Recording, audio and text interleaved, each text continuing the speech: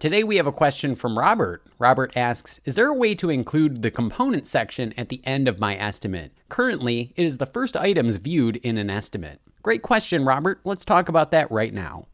So I've just set up a quick estimate here. It's got a couple of different phases to it. As you'll see, if I scroll down to my component list, I have a component for new countertop install that contains a few items, and another component for new kitchen cabinet, also containing a few items for cabinets.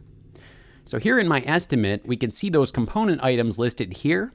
And then up at the top, I've added in two prep work items, one for covering contents with plastic sheeting and another one for a dumpster delivery. The only problem is that when I look at my proposal, we see that those component items show up first, just as Robert is describing here. So we have two components that show up at the top, one for my kitchen cabinets and another one for countertop install. So we're seeing these components here at the top, and then those prep work items are showing up here at the bottom under general project contents. So the reason for this is because components always appear first in our estimates, and any general project contents items appear at the bottom. So to solve this, all we need to do is move these two parts into their own component and out of general project contents. So we'll just come back here into the project. We're going to scroll back down to that components list, and we're going to click this blue plus right over here on the right to create a new component.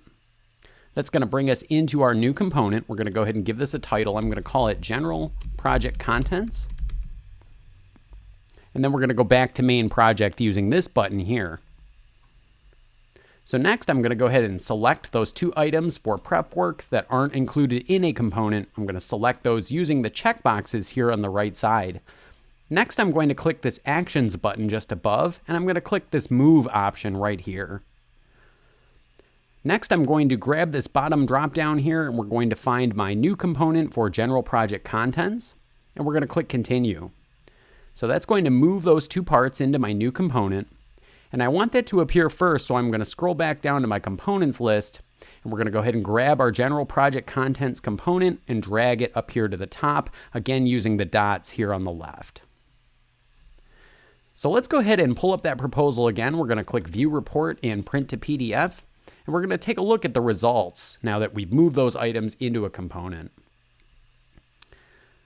So if we scroll down here, now we're seeing our general project contents prep items showing up first because we've added them into a component, followed by the remainder of my project components. Thank you so much for joining us, and for answers to more questions like this, head to help.clearestimates.com/punchlist.